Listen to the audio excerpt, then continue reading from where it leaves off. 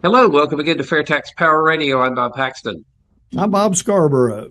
And I'm John Gaver. And we are the Uh, FAIRtax Guys, complete with Scrolling Banner and Fat Albert and tax deception books. yeah, buddy. There it is, right there.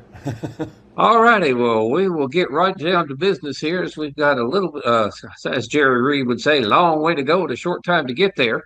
We are going through the 22 goals that John Gaver came up with when he was researching his tax deception book. And again, these are not partisan talking points. This is just what an ideal tax system would look like. And I think this is just plain common sense that 98.7% of the population ought to be able to agree on. There's always going to be that one little outlying segment that doesn't agree with anything. But we're going to move on, and we've mentioned this on FAIRtax Power Radio several times, of how the fair tax is revenue neutral, meaning that it raises the same amount of money for the government that the income tax does, but it does it in a much fairer, much more transparent, much more efficient way. And we've got the numbers on revenue neutrality. John, address that if you would. Well, to begin with, the fair tax was created by economists, not by politicians. The economists were world-class economists. Stephen Moore comes to mind. These people created the fair tax specifically to be revenue neutral. That was one of the goals that they had set forward. And even when you look at the people who've said, oh, well, no, it's not revenue neutral because of this or that or the other, you look at them and you say, wait a minute, are you using static or dynamic measurements? Static says, oh, well, we're going to change this and there's not going to be any more jobs. There's not going to have all this movement of money from foreign countries back into the U.S. That's static measurement. Under the dynamic measurements, they look at it and they say, well, when you get rid of the income tax, you're going to have foreign companies. We talked about that last week.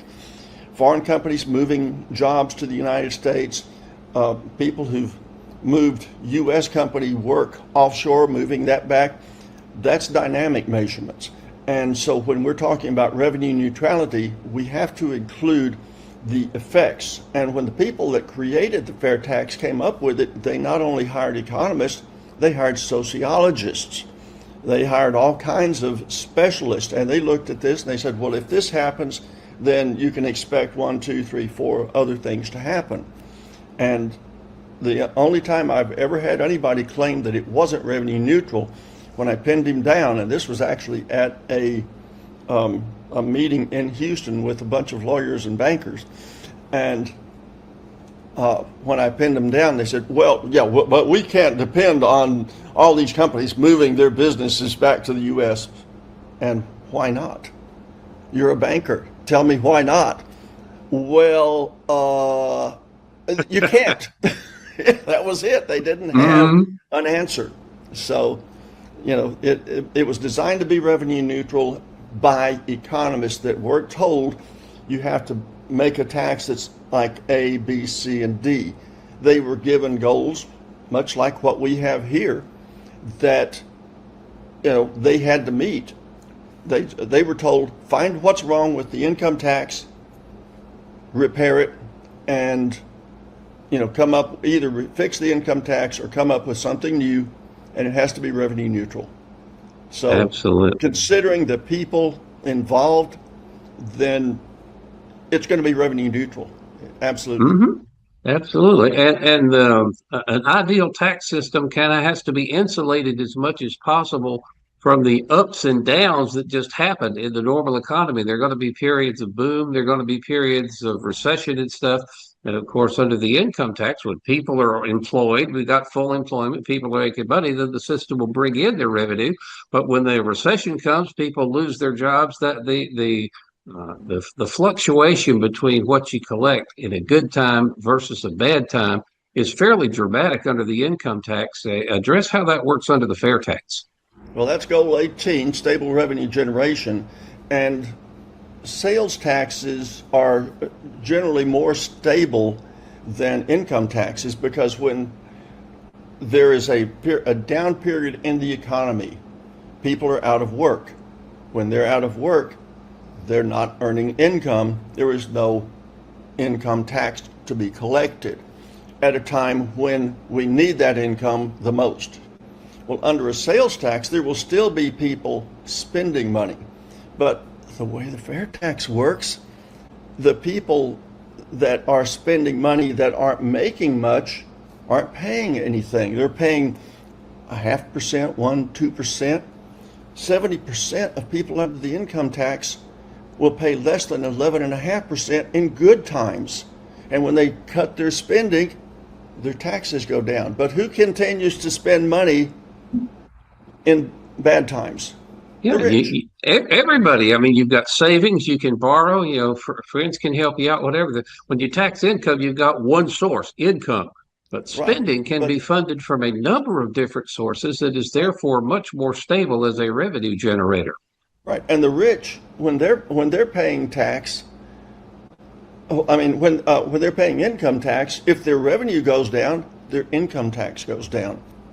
But in bad times, they keep spending. They still want to drive his Ferrari, or he wants to fly his Gulfstream 4 or something like that. He's not going to slow down. He's just going to say, well, it'll pick back up. I'm going to continue spending money.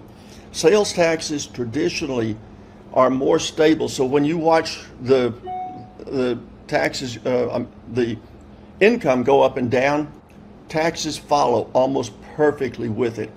Under the fair tax, when it goes down, if this is the fair tax, when this goes down, you have a smoother swing. And it usually picks up on the fair tax side, and the sales tax, it picks up faster once the economy gets better. So it responds better. Mhm. All right, Bob, you can do the next one. What's the chance? And we get this a lot. Oh, it'll never happen. And we see it in social media. Oh, you'll never be able to get Congress to vote on this. One of your goals from the book, The Tax Deception, is does it have a chance of becoming law? Can the fair tax make enough, compel our elected representatives to act on it, debate it, pass it? People say, oh, well, it's been around so long. Well, look at how long it took to give women the right to vote. That was decades that went on. So, and we've had it actually, Steve Hayes, last year, I think it was now, appeared before the Ways and Means Committee to talk about the fair tax. That was the first time since 1995 that it has even been brought up in the Ways and Means Committee. Now, we had a promise from the Speaker of the House that they would take it up, but then they changed speakers, and nobody's done it. But this shows that it's moving forward. It is being, discussed. They can't avoid discussing it. We just voted out a guy in Texas who was a rabid opponent of the fair tax, and the guy who's going to win that, it's the most conservative district in the country, and the Republican who won that district is a signer of the fair tax pledge. So we're getting more and more people in every day who support the fair tax. At one point in time, we had between the House and the Senate 86, I believe it was, co-sponsors. And even without a bill in the Senate right now, the fair tax has more co-sponsors than any revenue bill ever introduced into Congress. So it's going places. It's being held up by the leadership. But slowly but surely, we're bumping some of that leadership out. And I think there's a possibility that President Trump might look at this and say, okay, the fair tax is a tariff. It's just a different kind of tariff. And who knows what he's thinking. He may be planning it all along. I don't know. But I think that as smart as he is, he's going to come up with a way to make the money and get rid of the income tax. That seems to be one of his goals. And if he's going to get rid of the income tax, the only thing that you can do, if you want to get rid of the IRS, the fair tax is the only way we can do it.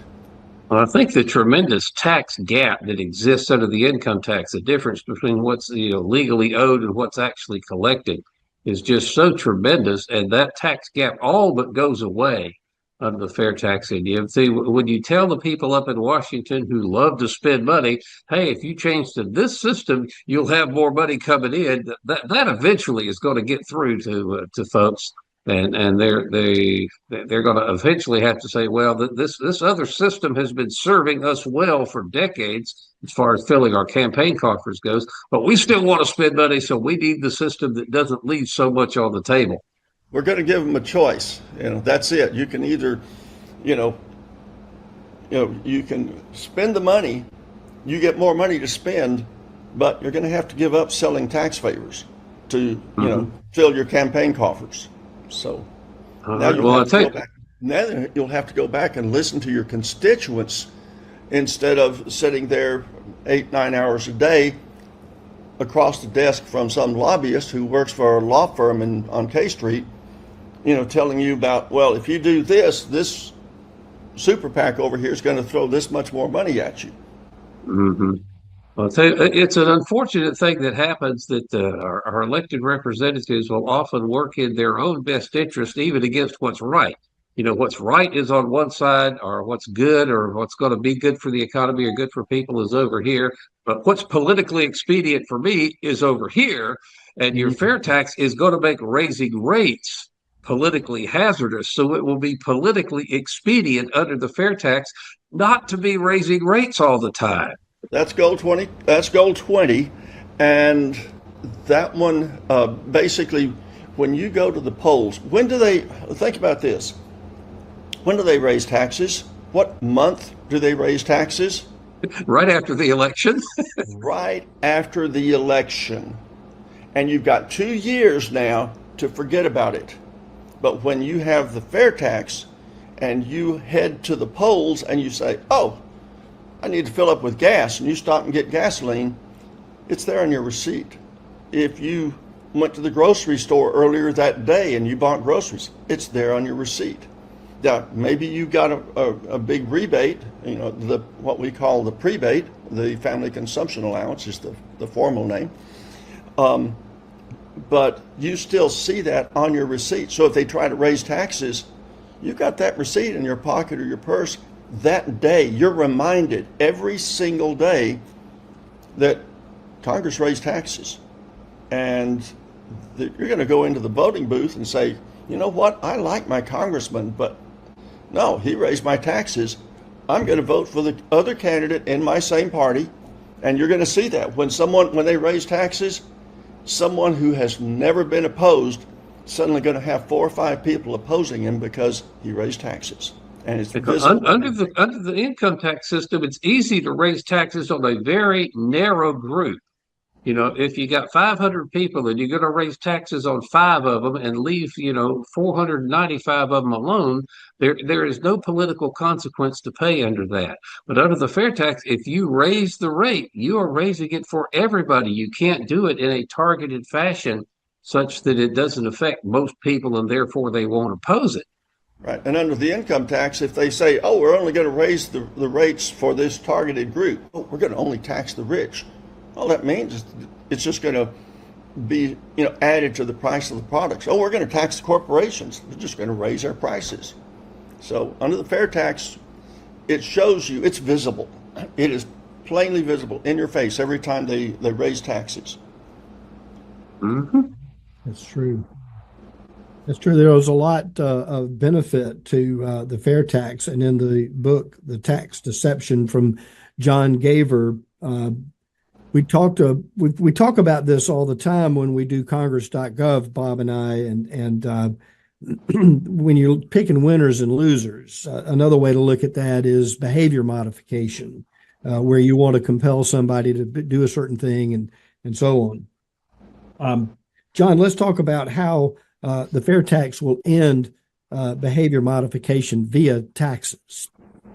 Well, right now, if they want you to buy a certain kind of vehicle, they say, oh, well, if you buy it doesn't matter what it is. If you want to buy a car with 3 wheels, they say, we're just going to cut taxes on cars with 3 wheels.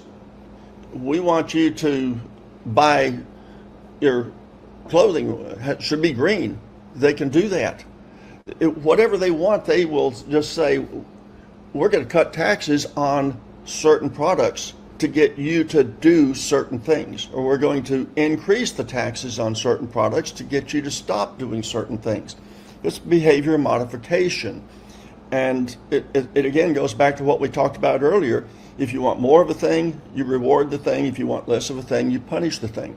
And they're using taxes under the income tax to reward or punish certain behavior. And that is what we're seeing, with all kinds of things with the lobbyists, where the lobbyists come in and say, well, we want people to buy more of our product. Mr. Congressman, why don't you reduce the taxes on this product that goes into our product so we can, sell it for less? And while you're at it, why don't you tax our competition more so that they won't want to buy this other product that they've been buying so much that they really like? Then when control of Congress shifts from one party to another, what is favored and what is disfavored swaps around. And so everything that the previous Congress did to try to help cause A, now this next Congress says, oh, no, cause A is bad. We're going to raise their taxes. And it's so unstable that you're always, what's favored and what's not favored is constantly changing. Right, and that goes back to the thing that we were talking about earlier with the half of all lobbyists are lobbying on tax issues or something related to tax issues. When Congress changes and it went back over this way, well, now they have to change over this way. Well, lobbyists are sitting in that congressman's office saying, hey, Mr. Congressman, you like this, let's go do this. Oh, Mr. Congressman, let's do this. Every 2, 4, 6 years, that changes. And so, again, you're getting more lobbyist money coming into their coffers. Like you said, Bob, everything is tied together.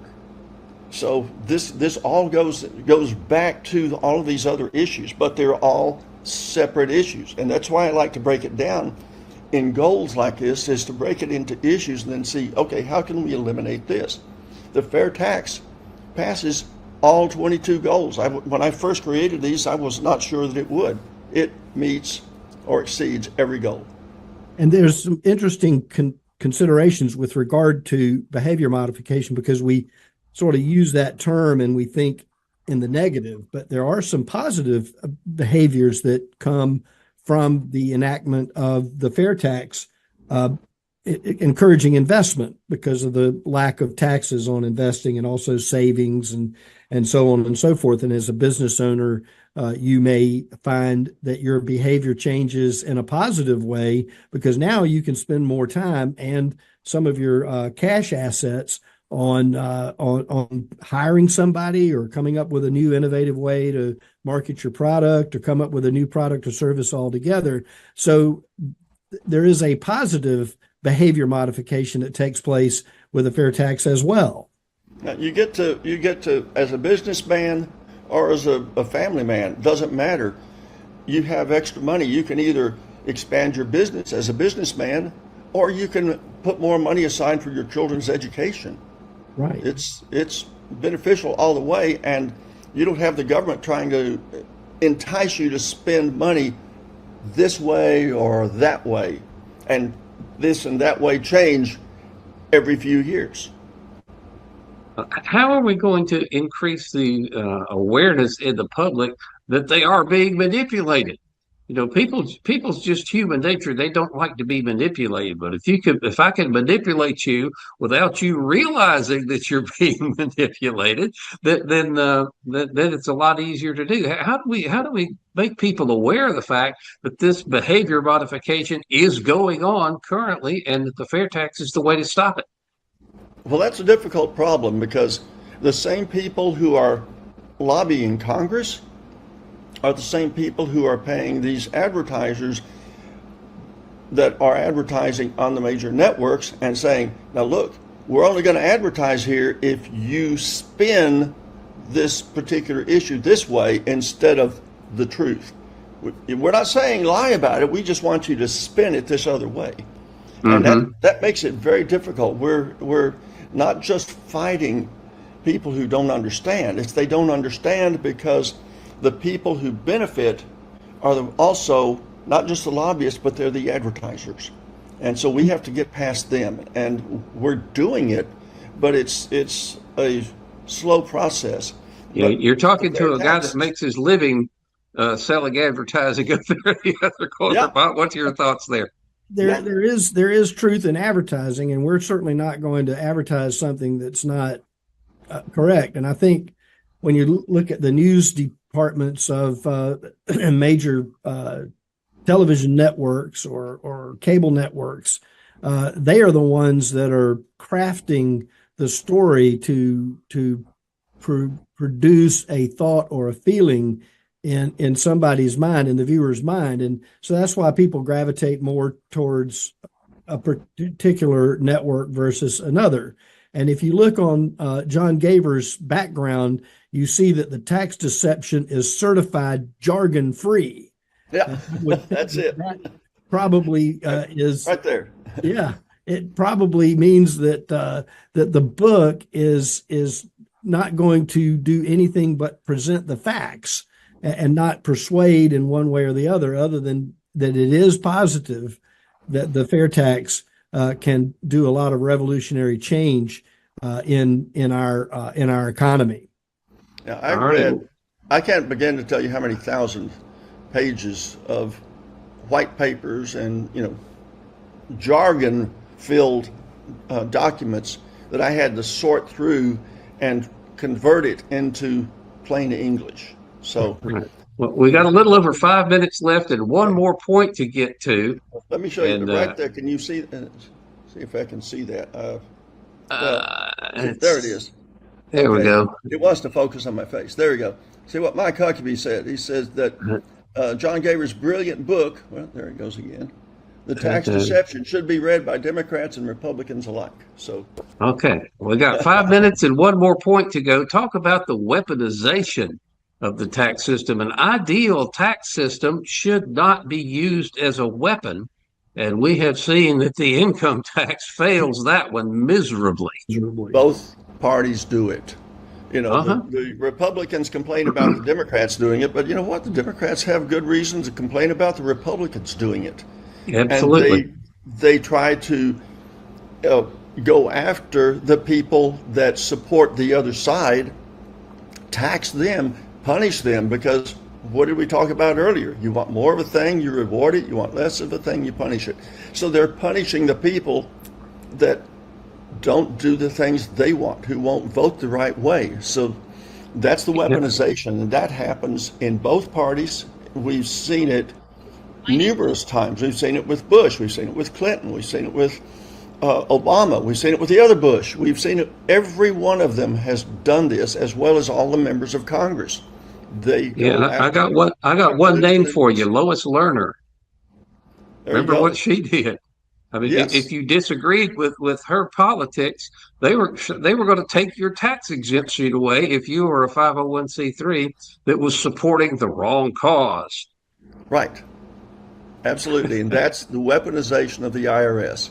That's 22 goals. And if you want to add more goals, think of a goal that works. And I explain in the book how to, come up with a goal, that it should be, a single goal, not some amorphous thing. You want a solid goal. Every one of these is a straight, single, solid goal that can be separated from everything else. Create your own goals and then see how the income tax and the fair tax stack up. Try against a VAT tax.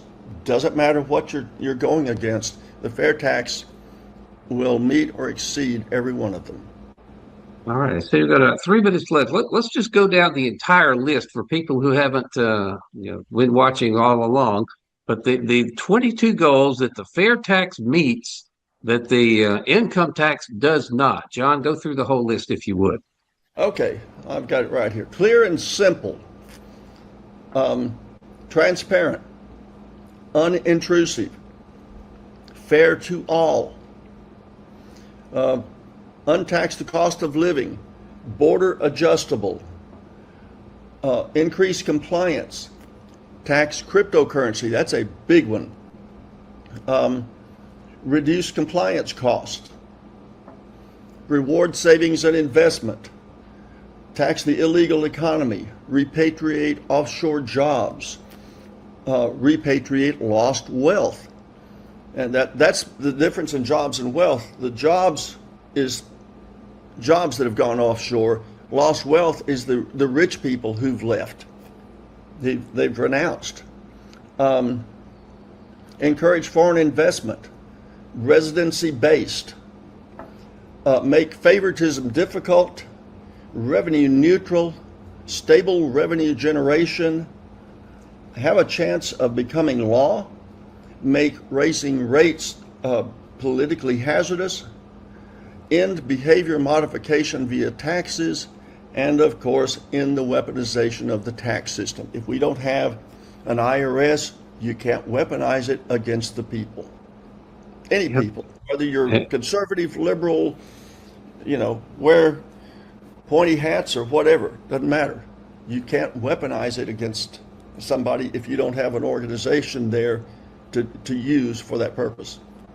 And you said you initially thought that the fair tax might, miss on a couple of these goals, but it is your educated opinion that the fair tax nails every last one of them, all 22. Right. Well, when I first started researching the fair tax, I thought it was just a sales tax, and I thought that's not going to work. And it took me months. I was going to write an article. I figured I'd spend a week or two researching it and find all the bugs and write a little short article. I ended up writing 2 books in favor of the fair tax. So a lot of things changed once I got to looking at it and applying a goals-based analysis. And the idea of a goals-based analysis, if you're going to buy a car, you set out, well, I want a light color car that reflects the sunlight. It's not going to get hot. I want a 6-cylinder, I want an 8-cylinder, or I want an automatic or standard. I want leather seats, I want cloth seats. You decide on what things you want, and then when you go out to buy the car, you're not going to find exactly what you want.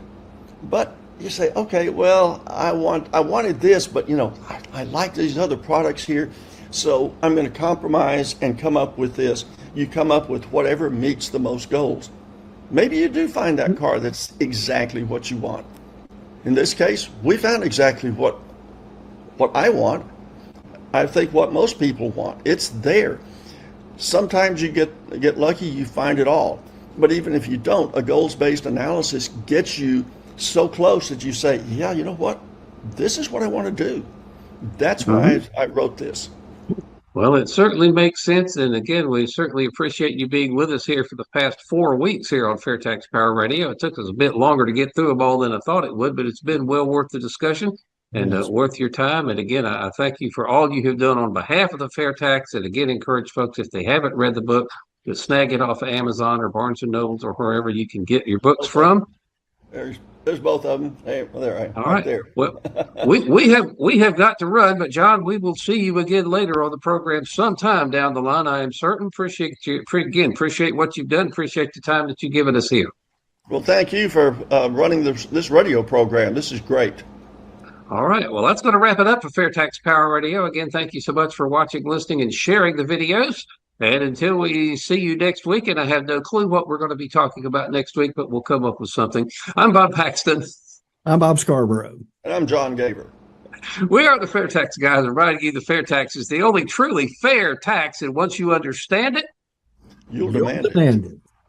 So, how much will I bring home? Go ahead. How much do you make? What'd you say, 40,000? Okay, keep it simple, throw out the deductions, all that stuff. So, you got your 40K, right? Now the first 8,000 is going to be taxed at 10%. The 8 to 33,000 is going to be taxed at 15%. And the 33 to 40, of course, is 25%. So that brings your total to $6,345. Okay, so the average is what? 16%. Okay, and on top of that, you got Medicare, which is 1.5%, and then of course your Social Security, which is 6.2%. So actually, your new total is $9,405. Which is 20. 23.65%. You're getting it. You're getting it. Don't even get me started on what the boss has to pay. He's got to pay a portion of your taxes as well, so you don't have to. Right. And you? Oh, you bring home every penny.